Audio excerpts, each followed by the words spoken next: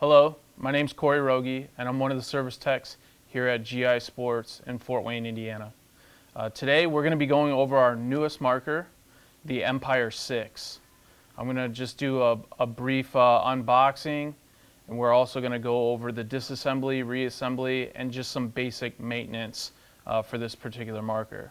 So we'll go ahead and dive right in and start unboxing the marker. So you have this nice padded case. It comes with every SYX, and we'll open it up, kind of show you what we have inside here. So we have our barrels, or our barrel, I should say. Our accessory pack comes with spare O-rings, a couple Allen wrenches, a little container for lube, and then we also have our barrel sleeve, our barrel cover, our part of our owner's manual here. This little foam pad for protection. Our marker, so we'll go ahead and remove that. Then we'll also pull our barrel out here, and we'll set the rest of the packaging off to the side. So we have a two-piece barrel with a bore size of 688, so pretty standard. Just a two-piece barrel, real nice barrel system. Obviously, to install your barrel, pretty straightforward. Just go ahead and thread that in there. Some of the features of this particular gun, the main features I would say would be our kind of newly designed regulator here. This is a venting regulator with the on-off, and it's more compact than what you've seen on some of our other markers, which is really nice. It nicely integrates into the grip frame here, the bottom of the grip frame, so you don't have this big reg that's protruding out of the bottom. So that's very nice. It just gives it a nice clean look. We also have our toolless bolt design here, and also very nice for just basic maintenance. And you just pull on the top of the cap and then just give it a slight rotation clockwise, and it pulls straight out of the back of the marker. So that toolless bolt design, just for quick, easy maintenance, relubricating your bolt. One thing that I do want to point out is obviously you have your removable eye covers for any kind of eye or ball detent maintenance that you may need to perform. So that's a really nice feature to have. Very easy to access. Another thing too, this gun, and I'll remove this barrel and set this off to the side. This gun, you don't really see any, I mean, there's a couple screws that you can see, but they eliminated a lot of the external screws, which gives it a really clean look. The feature that I like the most about this particular gun is the battery access. I think is really, really smart. So on the inside where you thread your barrel in, there's a button. If you push down on that button, you can then just hinge the front of the grip out of the way, and you have instant access to your 9-volt battery. So there's been many a times where you go out to the field, you're getting ready to play, maybe you're in the start gate or whatever, you turn your gun on and you get this low blinking battery light. I mean, that's the worst feeling in the world. And just to be able to gain access to your battery that quickly, just to swap it out, oh man, that's a really cool design. So just going over some of the maintenance, it's very similar to what you would see in a lot of our guns, like the Axe Pro or the original Axe. It's just a little bit easier to gain access to that bolt system. I mean, it comes flying right out of there once you remove that cap, pull that cap up, and then twist it out of the way. It just comes right out. Super easy to maintain. We'll actually just kind of go over the bolt system real quick. This is, I mean, if you've seen the Axe Pro or the original Axe, this is very reminiscent of those bolt designs with a few differences. The main thing is our bolt guide is removable on this, and there's quite a bit of grease on here, so I'm going to kind of head over to the side here and grab one of these shop rags. Just kind of wipe off this factory grease here. And then your bolt guide, one thing that's really cool about this system is that you can unthread the guide directly off the main body there, just like so. Now, if it's really greasy, you're going to want to make sure you wipe that down really well, and that way you can get a good grip on it. But once you have that bolt guide removed, from there, you can just kind of take your back end assembly here and just give it a tap, and that's going to allow that poppet to slide out of that bolt guide assembly there. All right. Maintenance is, like I said, it's very straightforward, and it's very reminiscent of what you would find on Axe Pros, Mini GSs, and even the original Axe. This main poppet system here, you have this O-ring on the back. You would want to, obviously check this every once in a while for any kind of imperfections in the O-ring, and you'd also want to make sure that it's well lubricated. Okay. And typically you just go through here with a Dow 33 grease or a Dow 33 equivalent, and you want to re-lubricate your poppet system. And as far as the back end of the bolt guide goes, you could get in there with a Q-tip and just kind of clean that out.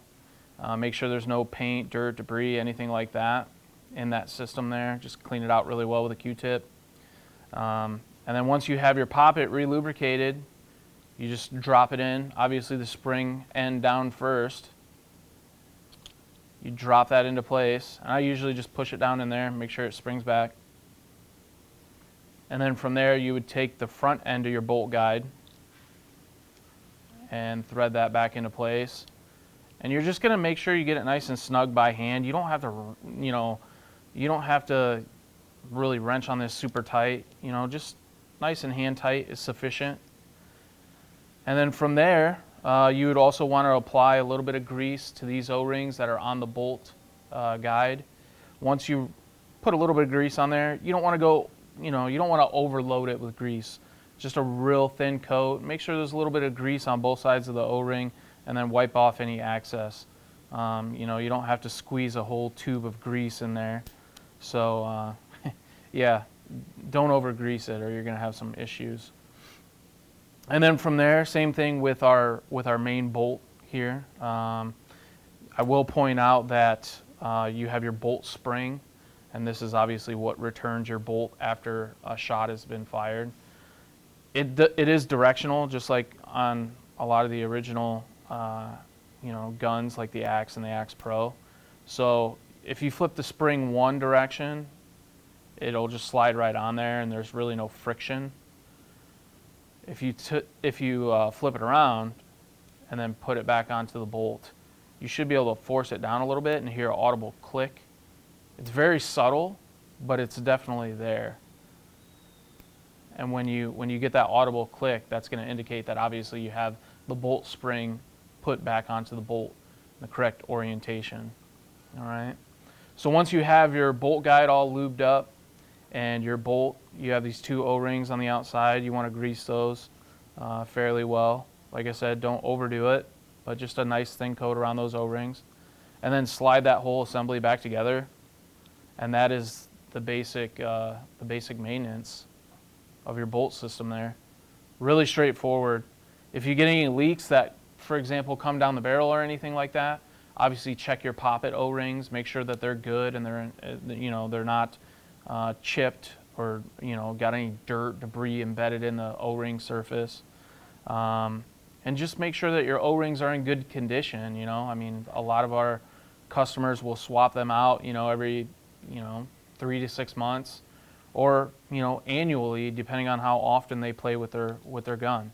So your mileage is obviously going to vary. So maintain the bolt. The gun's going to operate really well for you. Moving on to the regulator system on the bottom of the grip frame here. Grab our Allen wrenches, and we have a if I'm not mistaken, this is a 964 Allen wrench here. And we're going to remove these screws that are on the bottom of our regulator.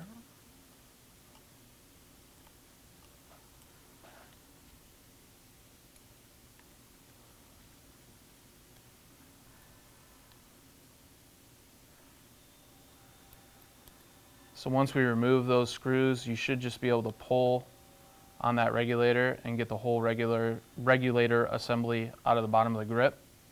Now you will see that we do have a spring and then also the regulator piston that's been left behind, which isn't the end of the world. You can just invert the marker and just kind of give it a tap. And if it doesn't want to break loose on you, you can actually use a pair of pliers to pull the reg piston out. This is obviously where you want to be really careful. It should come out with little to no force at all. And you can see I didn't really have to grab on that with the pliers. You want to be super careful if you do have to pull on it with pliers that you don't really apply a lot of pressure to the stem of that reg piston, because you could potentially damage it. So just be really careful. Most of the time you can just invert the gun, tap it on the table, it'll fall right out. All right. In this case, it had quite a bit of lubricant on there, so it was kind of stuck in there. It wasn't the end of the world, but you can see there's a couple different ways to get that out. And then from there, just go through, kind of wipe down your components. This regulator, in my opinion, is a really, really good design. You know, the way that it vents, and also this, you know, the serviceability of the regulator is really nice. You don't need any you don't need any special tools or anything like that. You know, these are all just basic tools that we have here. And as far as the reg goes, it's super simple to take apart and maintain.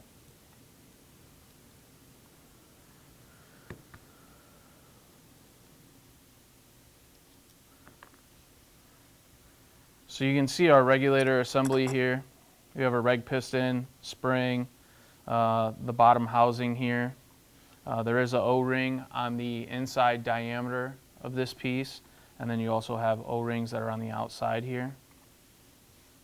And then we have our reg seat assembly. So this piece is also replaceable, and you have an O-ring on the outside here. And the only thing that's really left here is you do have an O-ring on the top here, and then you have this O-ring that goes around the call it a tank adapter, regulator adapter, whatever you want to call that. But those are these O-rings. I mean, you're never going to really have any issues with those unless you kind of get that regulator installed at a weird angle and happen to cut the O-rings. But these hardly ever go bad. So. And then one thing that I like to do whenever I perform any kind of regulator service is I like to go through and make sure that you get your reg adjusted at the lower end of the pressure setting when you go to reassemble it. It just makes it a little bit easier on you. You can see that they're on the bottom of your reg. There's a plus and then a minus, obviously for increasing and decreasing your pressure. So just make sure that you know, you're starting on the lower end of the reg pressure there when you're assembling everything. Because you don't have any, you know, external gauges, you can't really tell what the pressure is. So set it at the lowest pressure, that's the safest option there, and then take your gun, shoot it over a chronograph, see what your velocities are set at, and then start to increase your pressure accordingly. So back to the regulator maintenance, it's very straightforward, very simple. If you have inconsistency in velocity, if you have shoot down, or that, you know, you start to shoot a stream of paint and you can kind of see that your velocity fluctuates a lot, it's just like any other regulator. You want to check the condition of obviously your reg seat, which is on this brass piece here. Check the condition of that. any kind of dirt, debris, or anything like that embedded in the seating surface will obviously cause your regulator pressure to fluctuate, which will, the end result of that would be just a poor shooting gun. Your velocity is going to be all over the place. When you go to shoot a stream, you can kind of see that, it's all over the place. So that's one thing that you always want to check, that regulator seat. Next, you have the O-ring that's on the inside of that regulator, the lower regulator housing assembly, small O-ring inside there. You also want to check the condition of that. That's what seals on the outside of the lower stem of your reg piston. And then also you have an O-ring that's on the reg piston on the top portion of the reg piston itself. And if that O-ring is in bad shape, once again, you'll have inconsistent velocity and it won't shoot very well. So obviously, this being a brand new gun here, the O-rings are going to be just fine. I would just go through here, relubricate the piston, and then I would grab the marker and just reinsert that piston assembly in there and just push it all the way down to the bottom. From there, you can reinstall your spring and then just kind of set that down for a second. And then we're going to go back to the regulator and the ASA. So your regulator seat, you have the regulator seat and kind of like this hex nut on the top. That goes in first. So you want to make sure that you get that inserted first, and then you have that dished out area on the bottom of that piston. You're just going to go ahead and push that all the way in, like so. So make sure you don't forget that. I almost forgot about that. And then just thread it back in. Once you have it threaded in, you can then just kind of snug it up with this wrench. You're not applying a whole lot of pressure there, like I said. And then from there, you can apply a little bit of grease to these O-rings right here. And from there, we're going to reinsert that whole assembly back into the lower grip frame, like so. Reinstall our screws.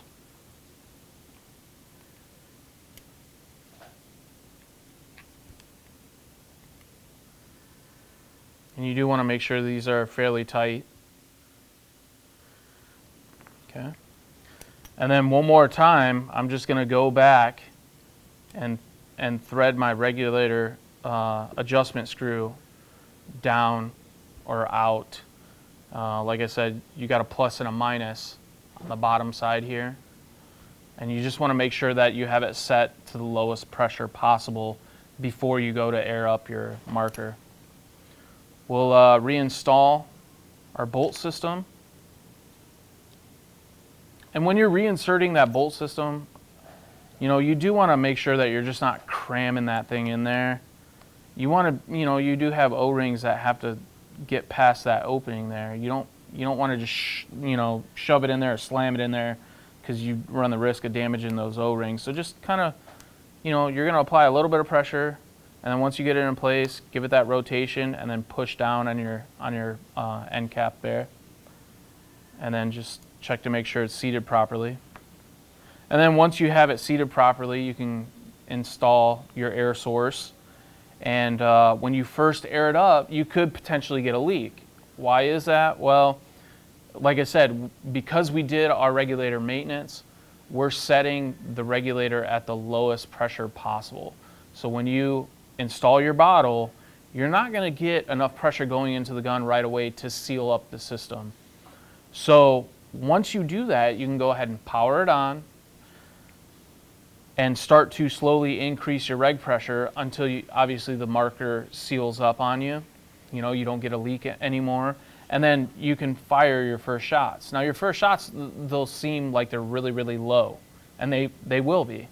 And that's because right now at this point, we don't know how much pressure we have going into the gun. The operating pressure, is you don't want to exceed 200 PSI, because then, obviously you'll have some issues there. It'll start to leak on you, and you run the risk of damaging the solenoid.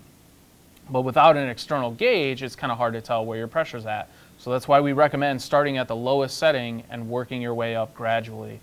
And the chronograph, shooting a couple balls over the chronograph and checking your velocity and then adjusting your velocity accordingly. Now that we have the bolt system and the regulator removed, we can dive a little bit deeper into this gun. Now, for most people, they're going to stop at this point and just put it back together. But for those who want to dive a little bit deeper into the SYX, we can show you exactly how much further we can go into this gun. We'll start by removing the lower portion of our rubberized grip there. And then from there, we're going to remove the set screws that hold the rest of the rubber grip in place.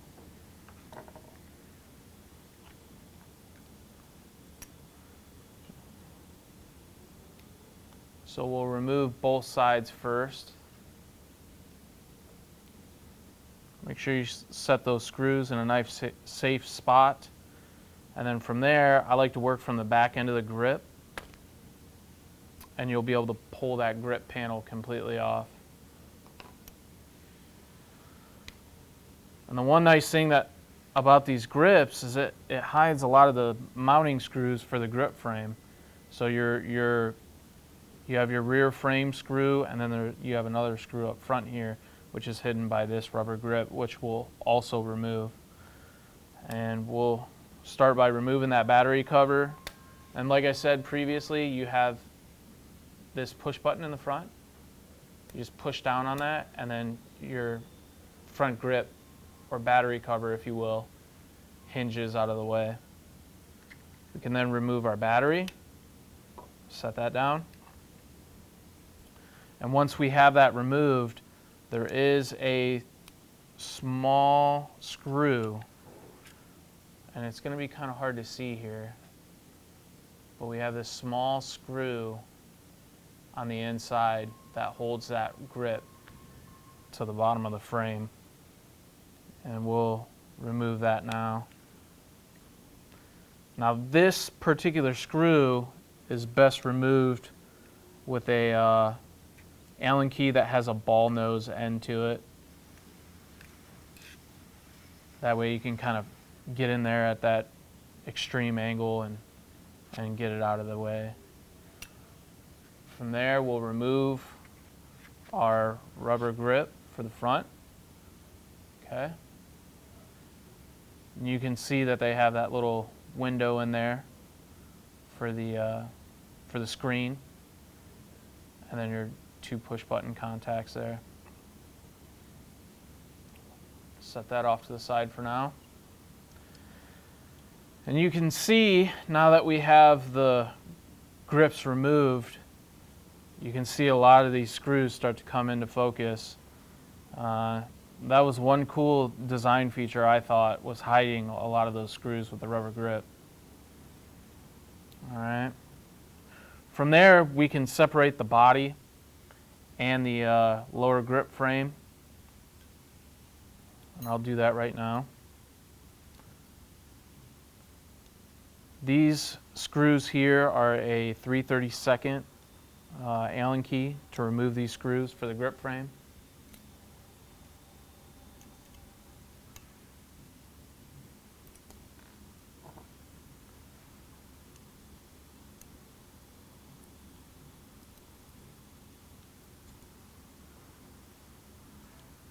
This one's a little tight.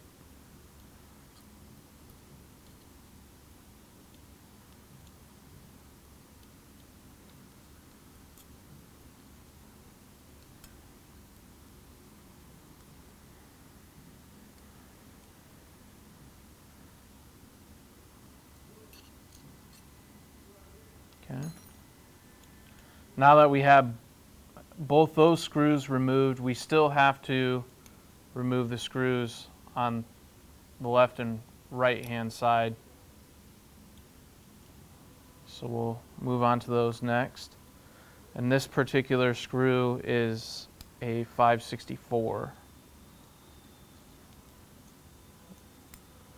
We'll remove remove those next.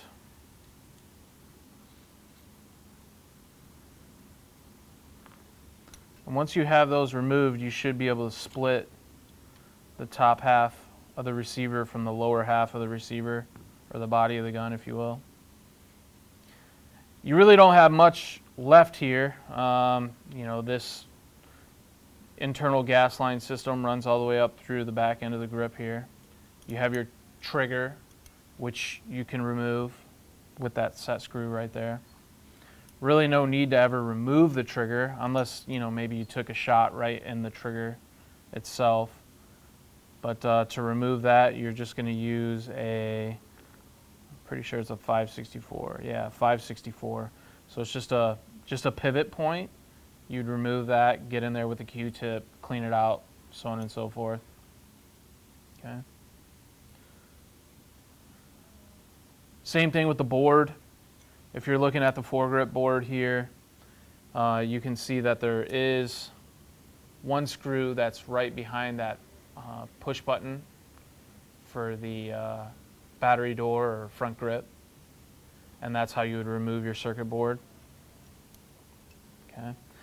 I never have any reason to remove the circuit board unless there's a lot of dirt, paint, debris, stuff like that in there. Most of the time you can use a Q-tip to get around it. So that's the lower frame there. Set that off to the side, and we'll show you the assembly here up top. So you have your solenoid. It's going to be the same solenoid that you would see on Axe Pros, Mini GSs, so on and so forth. Easily removable, easily, you know, replaced. You have your upper circuit board assembly here. And then you also have your eye harness, which connects to that upper assembly. And those wrap around to the outside of the body and then connect. We'll also remove our eye cover here, just to kind of show you what I was referring to. So you can see those wires pass through the body onto the outside of the body, and then the eye connects back in. You have your replaceable ball detents there.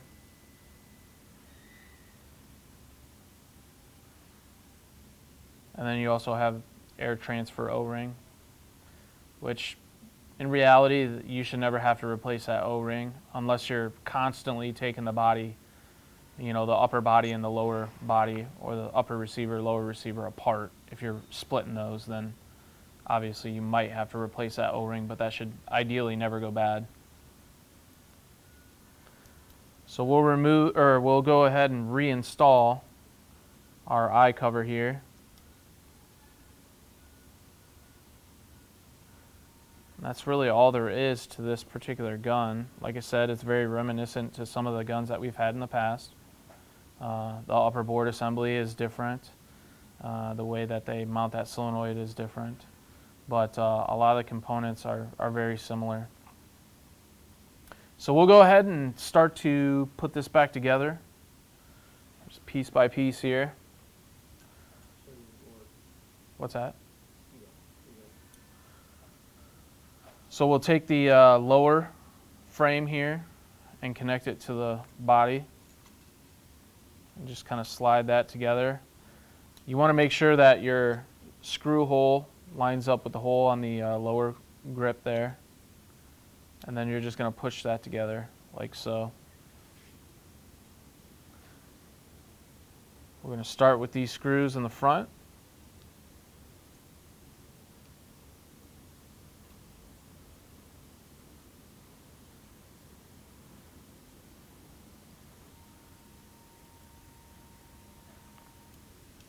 Then from there, we're going to reattach our grip frame screws.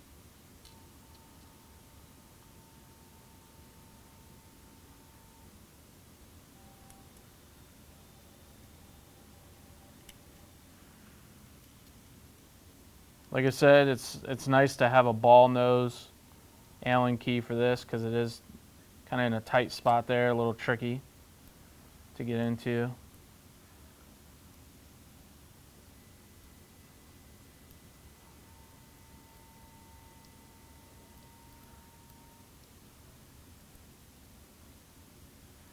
You just want to make sure they're snug. You don't want to wrench them down super tight, but you also don't want your upper body of the gun to be loose from the lower portion of the gun.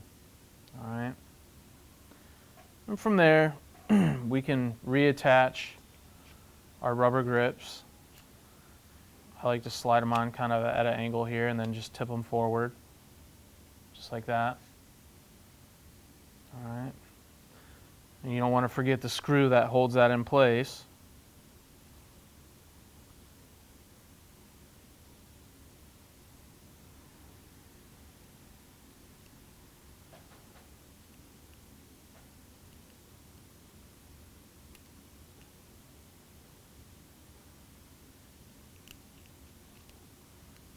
This is a little hard to do from this angle. Hopefully you guys can see that.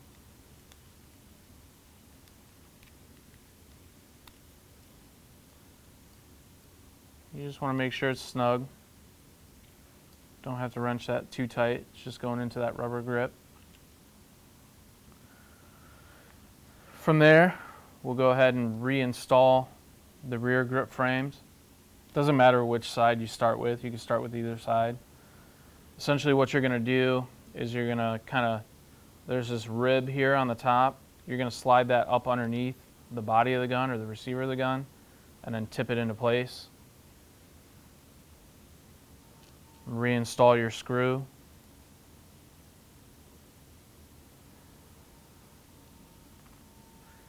Now you can also see that while we have this open, on the back side, this is our pressure relief valve system that's in the back side of the grip frame.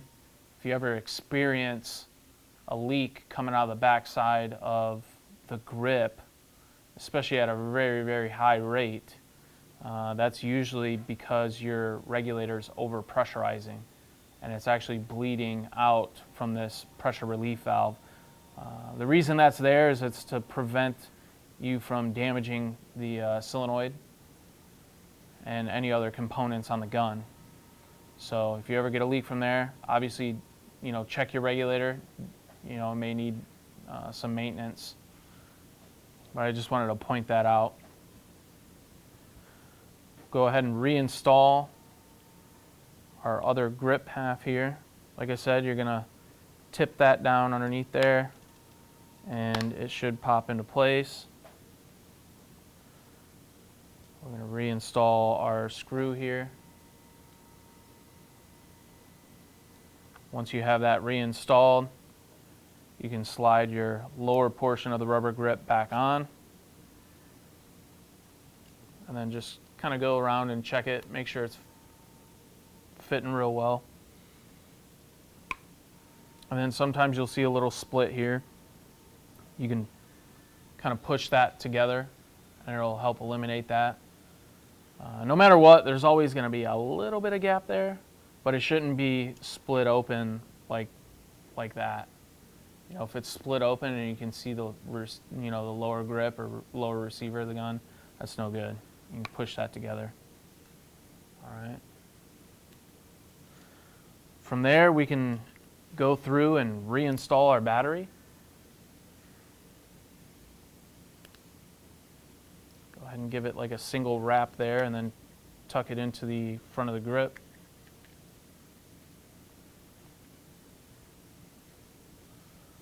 And once you have that in the front of the grip, you can go ahead and put the rest of the grip back together.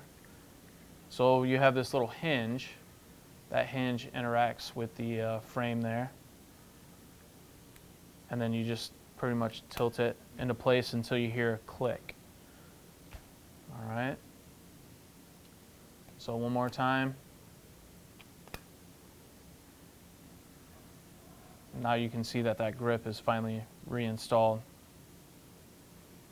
And then we'll put our regulator system back together, starting with our re-greased regulator piston. We'll drop that down into place. Make sure it's fully seated at the bottom there. And we'll also reinstall the spring and then the rest of the regulator. We'll go on to the bottom of the grip frame here.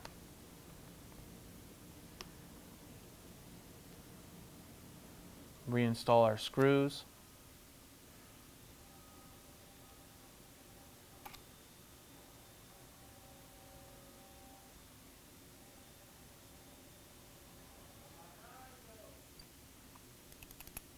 Okay. Once we have that reinstalled, we can go ahead and put our freshly lubed bolt system back into the back of the gun.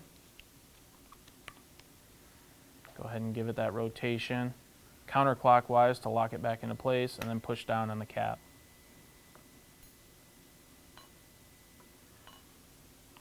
Okay.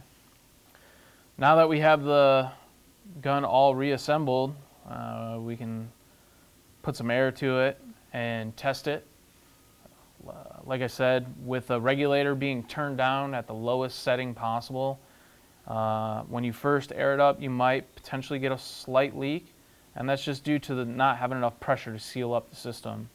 So you can increase your pressure until that leak goes away, and then fire a couple shots. Those first couple shots will probably be really, really low in velocity, and that's just because we set our regulator to the lowest setting possible. So you're going to have to adjust that regulator according to your velocity, obviously.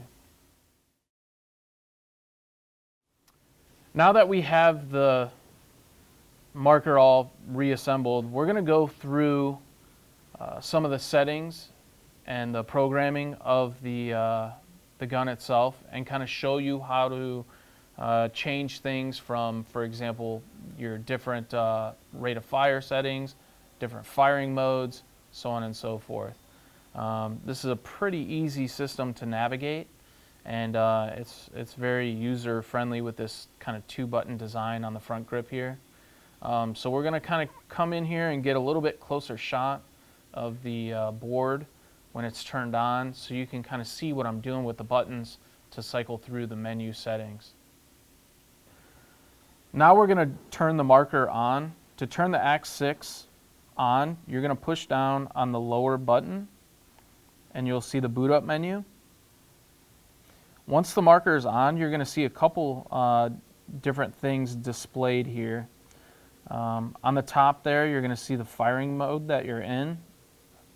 Stock out of the box, it should be set for semi-automatic. From there, you're going to see on the left-hand side of that the battery indicator. And sometimes during the power up sequence, where you can see that arrow, you'll see like a padlock. That padlock is there to indicate whether your tournament lock is on or not. Obviously, that padlock is turned off, so we can access our menu without having to do anything. From there, directly below that, you're going to see the eye functionality. When there's a paintball in the breech, you'll see that that indicator fills up, and when the breech is empty, you're going to see that the indicator is also empty. So once again, if there's a ball in the breech, you're going to see that fill up. When there's no ball, it's going to be empty. From there, you're going to see our shot counter. And you can also change the display. So you can go from shot counter, and just by pushing the upper button here, you can go to a game timer, and you can set that accordingly. Tap that button again. You can see your peak rate of fire, and then your average rate of fire. So once you really start getting on the gun, it'll give you a peak and then an average. And then it'll take you back to how many shots. So you can set that up for however you like. We were playing around with this one earlier, and we already had it set to how many shots are on the gun. But when you boot it up, you can have it set for whatever you'd like. All right. Now from there, we're going to access our programming menu. Being that the gun is already unlocked, it's very easy to do that. We're just going to push down on both buttons simultaneously, and it'll take us to our main menu here. To cycle through that menu, you can push up on the button, or you can push down on the button. You're just tapping it, okay? If you want to make a selection, so say for configuration, we want to make a selection here, you're just going to push that button down and hold it for a second, and it'll jump into that menu. From there, you can cycle using either button. So we have firing mode, rate of fire cap, the rate of fire with the eye on, rate of fire with the eye off, your dwell setting, your pull debounce, your release debounce, your ball and play time, your ABS or your anti-bolt stick wait time, your anti-bolt stick dwell setting, the ramp start setting, ramp sustain, and then your ramp reset. And then you'll have a back button.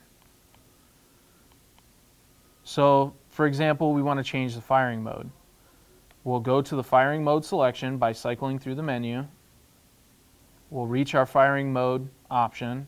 We're going to push down on the button, and it's going to give us a couple different modes to select from.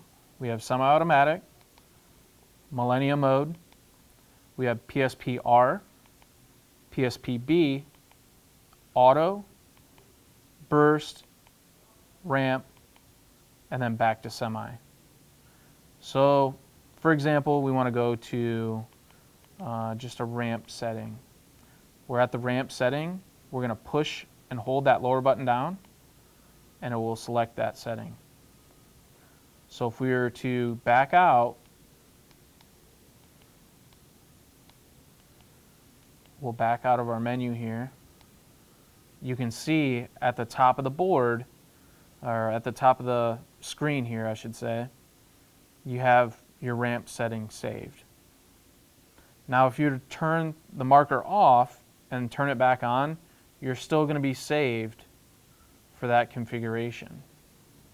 Now the one thing that's nice is if we go back to that menu and you hit configuration, you have different configuration profiles. So if you go to your config, you have profile 1, 2, or 3. Okay, so you can set each one of these up differently. You know, for example, if you just really wanted to quickly switch from configuration 1, which we'll say, for example, that's semi-automatic, and then say you're going into the woods where they allow full auto, and say you want to set that second configuration to full auto. That's something that you can do, and then you can switch configurations on the fly. You know, maybe you're transitioning from, you know, an NXL match, and then you're going to play, you know, a woods ball game the following weekend.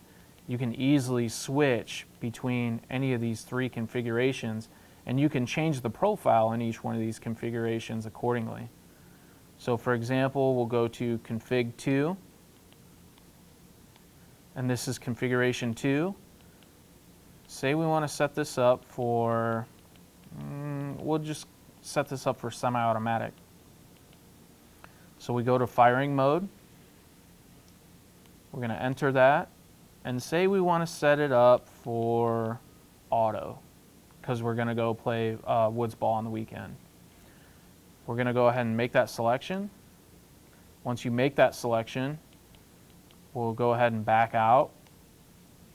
Okay, we'll back out.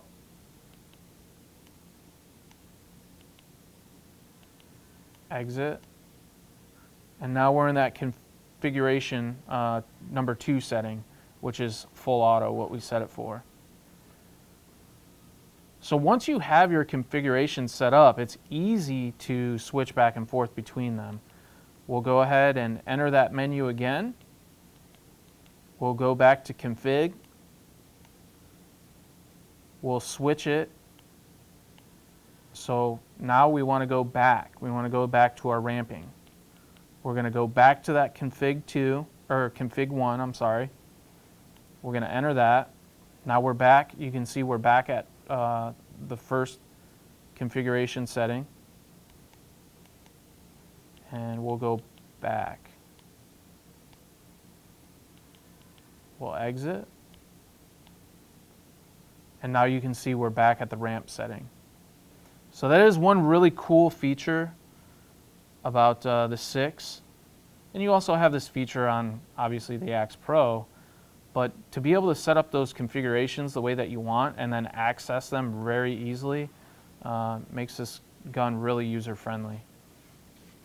So now that we've gone over how to change some of the settings on the SYX, that pretty much covers everything with this particular marker. If you have any other questions, you can contact us through our 1-800 number, or you can also get in touch with us through the Paintball Solutions website.